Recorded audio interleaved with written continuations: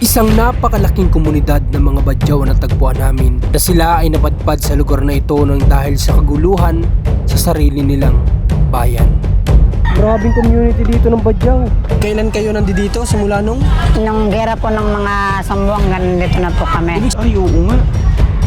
Bahay na nga nila dito. Nakadalawang bahay na kami, nag-iba yung mga bahay namin. Wala kami makuha ng kahit isang gamit.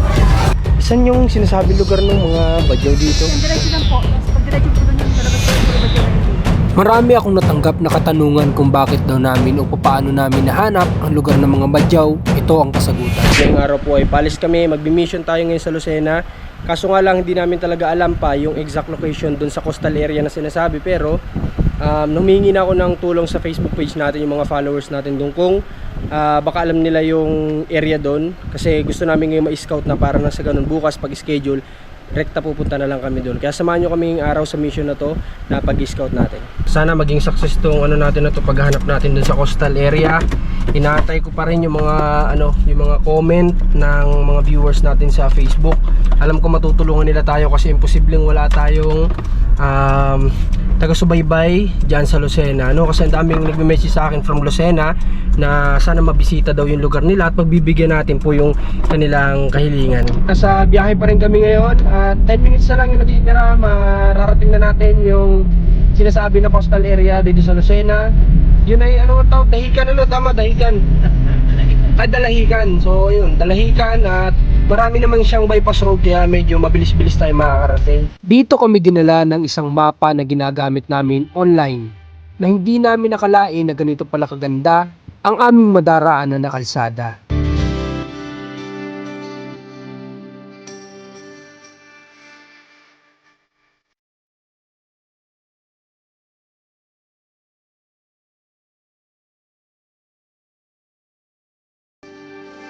Ngunit sa likod ng ganda ng kalsada na aming dinaanan na hindi namin alam na ganito pala ang nasa dulo nito. So, nadating namin tong dulo ng magandang kalsada na dinaanan namin. Kaso nga lang ang problema po mga kabayan, parang sarado yata. Ayan parang dead end yata.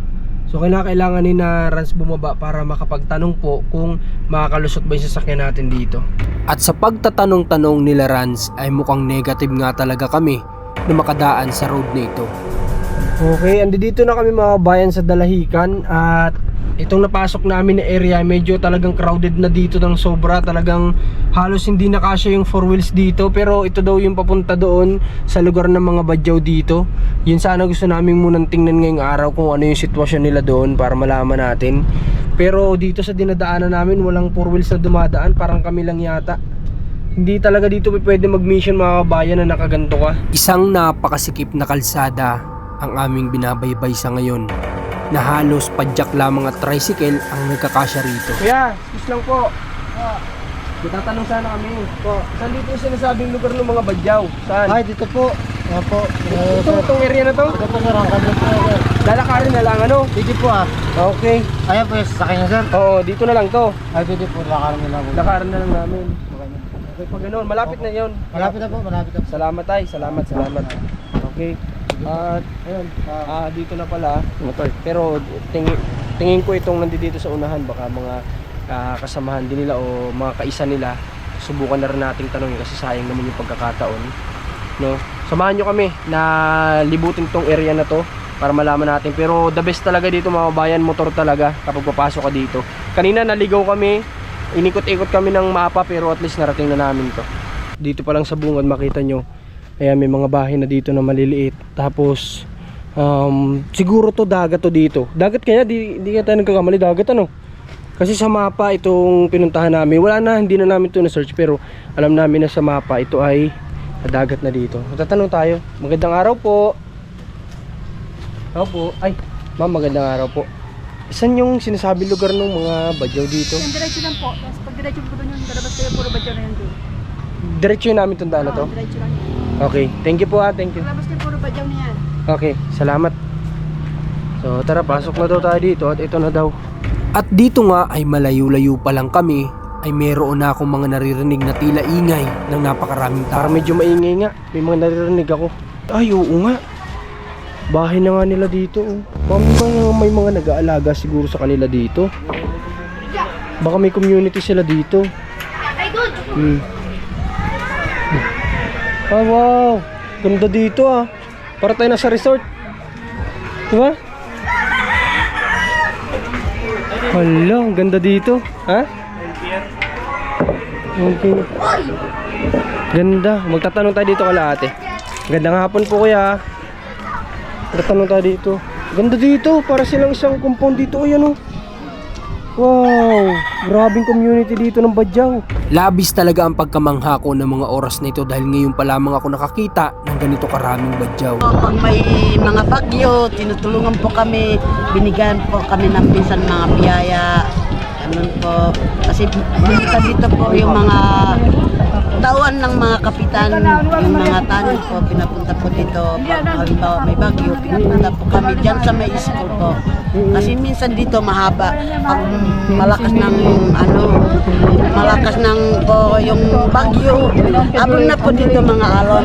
Katulad yung nakaraan ng bagyo po, puro dito nagiba yung mga bahay lahat po. Wala natitirahan po. At dito na nga natin nakilala ang isa sa natulungan natin na si Ate Melissa. Kailan kayo nandito? Simula nung? Nung gera po ng mga Sambuanga, nandito na po kami. Ibig sabihin dati kayo taga Sambuanga? Mismo Sambuanga po. Sambuanga del Sur del Norte? Sambuanga City. City? Opo. Wow, layo na napadpad nyo. Nung hindi pa po ng gera, lagi kami pumunta ng Maynila. Sa tuwing dumarating ang gera, dito na kami tumagal din na kami. Minsan lang kami umuwi kapag may bumisita kami sa mga pamilya namin. Pero yung ibang pamilya ng mga tao dito nandun pa? Yung iba taga Solo, yung iba Sambuanga. Parang nasa mga iba-iba't lugar kami. Iba-iba. Ah. Ibig sabihin nito dati, nabanggit naman ni nanay, kukunti pa lang kayo dito dati. Bakit dumami? Hinikayat nyo sila na dito na tumira? Hindi alam talaga nila to kasi ang kasanan namin ng mga badyaw dagat. Oo, tama naman. Tama naman. Okay, so ibig sabihin pala, mga 2000 yung pagkakatanda mo na lumipat kayo dito? Siguro mga 2003 dito na tayo Kasi kami sa totoo, kami po nasauna dito kasi hindi pa yung 2000 po kami dito tumitira. Kasi yung nakaalam ko, yung nanganganak yung nanay ko 2001, nanganganak ng nanay ko dito po, namatay yung kapatid ko babae. Dito na yon sa lugar na dito to? na po. Kasi hindi pa yung mag 2000 po, nandito na po kami. Oo, kasi nandito na po kami, hindi pa yung 2000.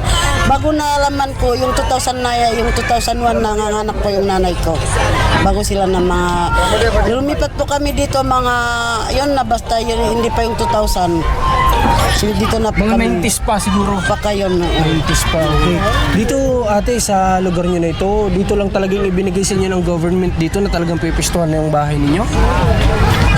O kayo ang nag-decide talaga na Kami dito? pong nag-design ng mga bahay namin. Kayo ang nagdesisyon na dito tumira, pero yung government wala sa inyong ibinigay na dito kayo? Meron din binigay sa amin ng mga tulong. Pero hindi, ibig sabihin ko, yung lugar na dito kayo magpatayo ng bahay ninyo, wag dyan sa tabi ng dagat, walang ganon. Wala naman po. Okay. Ito yung malungkot kasi siguro, hindi ko alam, baka wala na ring area dito na hawak ng government para ibigay sa kanila. Pero kung ipapalipat naman kayo sa malayo sa dagat, nahihirapan kayo kasi dito kayo Oo, sanay. yun ang kasanan namin kasi sa dagat. Kasi kapag wala naman Pasko, walang December, yung mga asawa namin nagbebendol sila, yung iba nangingisda. Pero may mga babae din dito mangingisda. Hindi. Wala, Ang mga lalaki karamihan lang. sa amin mga babae nila sa bahay lang nagbabantay ng mga bata. Karamihan po yung mga lalaki vendors po. Nagpapaaral kami ng mga anak namin. Yun lang, ang obligasyon ng babae sa bahay. kagaya ninyo. Kumbaga yun yung tradisyon nyo kapag nakapangasawa na sa bahay lang. Sa bahay lang Ang babae, kami. ang lalaki ang kakayod. Yun naman talaga dapat ng tama, di ba? Kahit naman dapat sa lahat ng Pilipino, yun naman talaga dapat. Kumbaga lalaki ang kakayod, ang babae ang mag-asikaso sa bahay, sa kainin ng asawa pag dumating galing trabaho, sa pag-aaral ng mga bata, sila mag-asikaso. Okay. Dito, bakit ang daming galing saan yan? Hindi, kasi nung maraming ganitong basura, pag dumadating ng bagyo, Bagyo. nakadalawang bahay na kami nagiba yung mga bahay namin, wala kami makuha ng kahit isang gamit. Kahit anong Pangalawang gawa nyo na ito? Oo. Puro pangalawa na. Puro magigiba ito ng mga bahay. Pangatlo. Oo, pangatlo na. Ito yung tulo naman mo kita mabubusi. Wala kami magawa, wala kami makakuha ng mga bagay ng gamit. Puro na awasaklat. Miskin nga yung mga pawid, wala kaming makuha. Mga materyales, wala kaming makuha. Natangay ng hangin ng bagyong paeng. Yun ang wala kaming nakuha. Okay. So, natuwa ako narating natin itong lugar na to from Bicol. At ewan ko kung papahintulutan nila tayo, pwede nating isa-isahin mga pamilya dito. Kung si Kuya Paul ay merong katutubo community, baka tayo magkaroon naman tayo ng Badyaw community, di ba? Malay natin kung i-accept nila tayo dito tatanggapin nila tayo dito ng buong puso sa lugar nila na ito. Sa tulong ng mga tumutulong din sa atin, sponsor, sana tulong-tulong tayo, makatulong sana dito kasi tinan nyo naman yung sitwasyon nila, yung kalagayan nila dito. So ito yung time ng scouting namin talaga na siguro dito talaga kami dinala ni God kasi doon kami pumunta, may nakapagsabi sa amin sa barangay na doon kayo pumunta sa mga Badyaw. So kahit na ang hirap pumasok dito ng sasakyan kasi sobrang sikip, di ba sikip ng daan nyo dito? Parang Squatter lang po kasi yung mga bahay dyan sa labas. parang sabi ko ang hirap pero subukan na rin nating marating kasi wala namang masamang sumubok. Kaya yun, nakakarating kami dito. Pero nagulat ako pagpasok ko, ang ganda pala dito. Hindi naman kahit simple lang yung bahay nila. Ito yung simple lang. Pero yung community nila, tingnan nyo naman. Di ba? Parang piyesta. Ganito araw-araw dito? Oo. Araw-araw Kasi ganyan? kapag ganito, pag tuwing December, kapag January, ganito po ang sitwasyon namin ng mga susutin namin. Parang Ramadan lang sa amin to. Okay. Ano ba ang religion ninyo? Badyaw. Yung sa amin din kasi namin. Ibig sabihin ko, Islam? Islam. Badyaw kita mi. Yan ay Islam kita mi. Islam kayo? Oo, iniiba yung Islam isang mga ibang mga Badyaw. Kasi parang yung Islam, yung Muslim? Muslim. Kayo hindi kayo Muslim? Hindi, Badyaw. Pero may Ramadan din kayo? Opo. Okay. Ngayon may natutunan na tayo. Hindi lang sa Muslim, kala ko kasi sa Muslim lang kasi ako nagtrabaho ako sa Middle East, sa Kuwait. Akala ko sa sa mga Arabo lang may Ramadan. Pati pala sa mga Badyaw meron din. May Ramadan. So ano kayo, fasting kayo? Nagka-fasting din kayo? Walang ganun. Basta kumbaga yung tinatawag nyo Ramadan, yan ganito kasiyahan.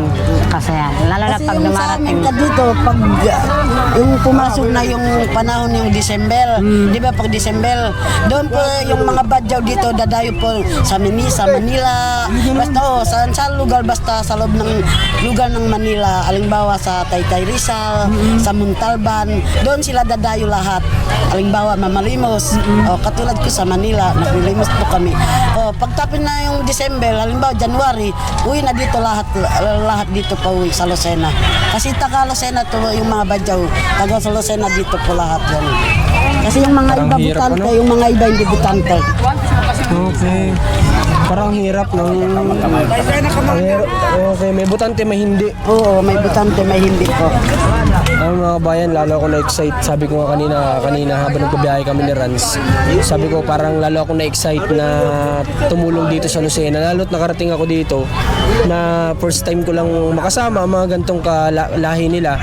Kasi usually sa Batangas City, nakakakita kami niyan sa mga jeep, sumasakay yung mga bata, tumutugtog sila, humihingi sila ng konting pangkain nila, ganun. Pero yung makasama na ganito, hindi ngayon lang talaga. Kaya ang sarap sa pakiramdam pala. Dami, grabing tao. Pesta. Sa amin, pesta na to pag ganito karami. Tapos nagsusuot kayo ng magagandang ganyan.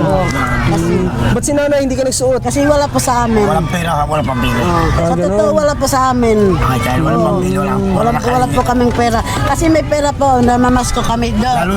Lalo na namatayan pa sila. Kasi namamasko po kami. Yung pera namasko lahat yung binibigay tulong po sa amin. Halimbawa yung nagyakit ng mga jeep. Mga kami tulong. Nakaipon po kami 27,000. Pag 27,000 po nakaipon po kami. Kami po magkakapatid. Yung pamilya ko, mga asawa ko, mga anak ko. Nakaipon po kami 27. Pagbayad namin sa utang, nanghiram po kami sa kapwa namin yung mga silver. Hiram namin kasi yung problema namin, nagkakasakit yung tatay ko. Nawala na yung tatay ko po. Namatay yung tatay ko po. Na yung pera na hingin namin na to, pangbayad sa amin. Pangbayad lang sa utang. inutang. Wala po Sa na kami gastos kahit sa mga isang silver. tatay nila. Wala. Tatay. ito na lang, may tanong na lang ako bago kami, kasi kung okay sa inyo, babalik kami dito bukas. Tapos,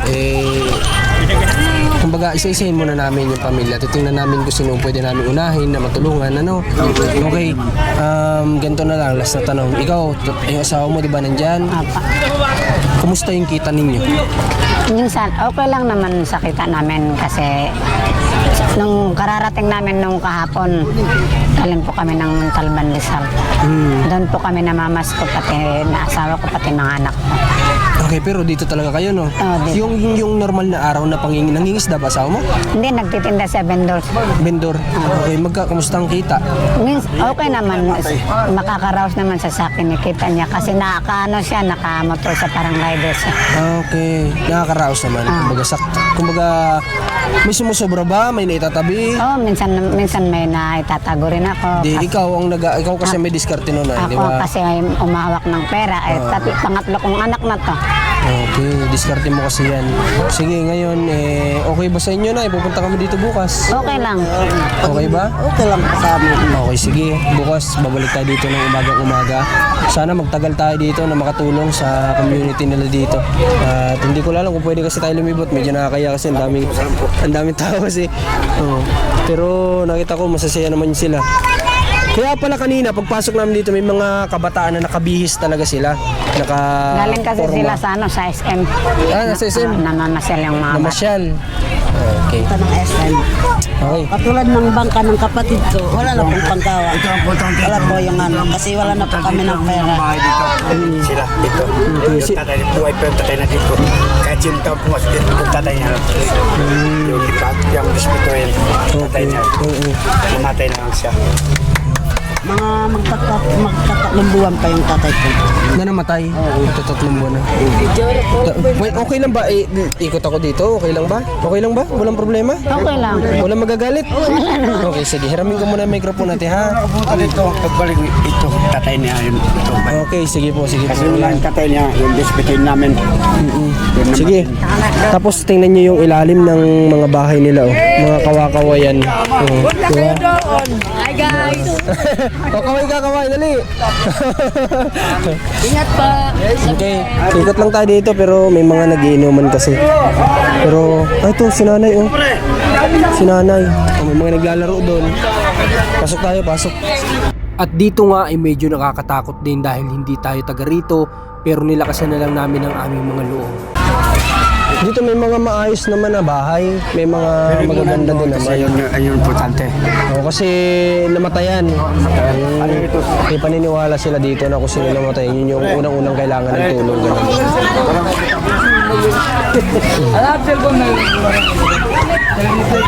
Bahay namin dito. Medyo may mga nagkakasiyahan, nagiinuman kasi nga may okasyon. Ibang bahay namin, pre. 3 bagyo na. Tatlo, lagi lang ito.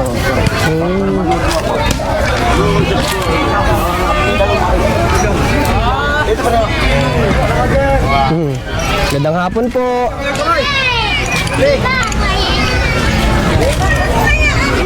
Madami talaga din dito sa kanilang alam niyo yung mga may itsura talaga na mga badyaw. Ito bahay daw ni Kuya, pinapakita ni Kuya bahay niya. Ito ang bahay namin.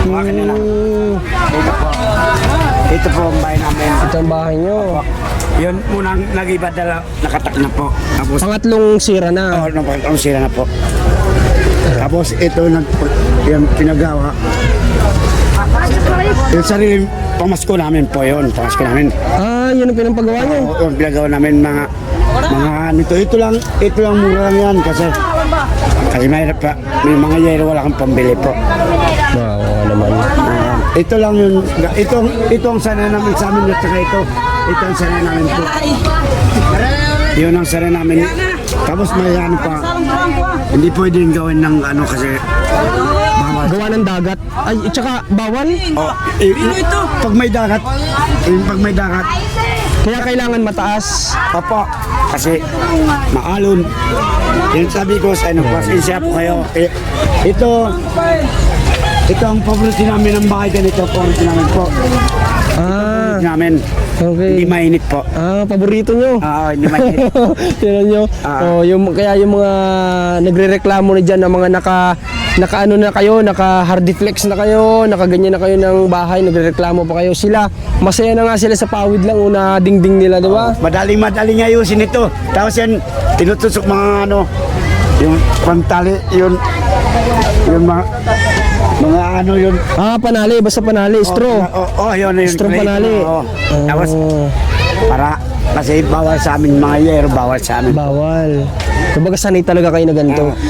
Para kung nakarating sa tribo ng ano. Minsan kami po. Ayun, pwede pa ba akong mag-ikot-ikot dito? Pwede mag-hit po. Okay, tara. Sige tayo ha, salamat ha. Okay, hi. Shout out sa inyo, kuya. Ang ganda dito. Hi guys, nandito kami nagsasaing mga kanin. Welcome to my life. O, kaway tayo. Kamay. Dito kami nag-ending. Okay. Sige. Tara. Ito na nyo. Saya dito. Kahit ganito lang yung buhay nila, masaya. Diba? Samantalang sa ibang lugar na napupuntahan namin, di ganito. Pero dito, nakikita ko yung saya nila ng mga tao dito.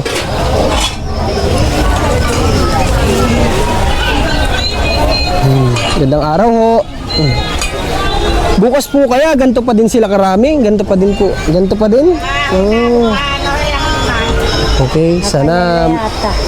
Ha? Sige po, ikot lang po kami. Salamat po. May mga sa nakita ko dito, alam nyo, totoo talaga yung mga nakikita ko na yung mga badyaw. Madami sa kanila may itsura, mga palalaki, mga pababae, talagang maraming sa kanila. Sa totoo lang, yung mga balat nila, yung mga skin nila, kung hindi lang siguro sila sanay sa dagat o laging nasa bilaran, baka mapuputi pa sila sa amin. Kaya nga lang, sanay sila sa gantong buhay, tapos sanay sila na ganito, yung lifestyle nila na nasa arawan, ganyan, humihingi nga sila ng konting tulong, di ba? Kaya sana makatulong tayo dito kasi hindi pa ako nakakita din ng mga charity vlogger na pumasok sa isang community ng ganitong mga badyaw. Kaya sana sa lahat ng mga viewers ni Commander, sa mga viewers ko, sana tulungan nyo kami na makatulong tayo dito sa lugar na ito kasi kumbaga para nakita ko din na mabait din naman yung mga tao, mga badyaw, marunong silang tumanggap ng bisita, na mag-appreciate ng kanina nga lang gusto nilang patulungan din si nanay na namatayan, tuwan-tuwa na kagad sila kahit hindi sila yung tutulungan. Imagine nyo, hindi sila, ibang tao na basta't kalahi nila, masaya sila, di ba? So yun, ito yung community ng badyaw, at masaya ako na nakilala ko yung ilang mga tao dito. Muli, abangan nyo yung mga magiging vlog natin dito. Isa-isahin natin itong pamilya na ito para sa ganun kahit paano makatulong tayo sa kanila. Yun. So ngayon, lalabas muna tayo dito at para na sa ganun ay mapaghandaan natin yung pagpunta natin dito bukas. Okay, bibiyahin na ulit tayo. Labas muna tayo. At dahil sa video na ito, ngayon alam nyo na kung paano namin nahanap o paano kami napadpad sa lugar na ito ng mga badyaw.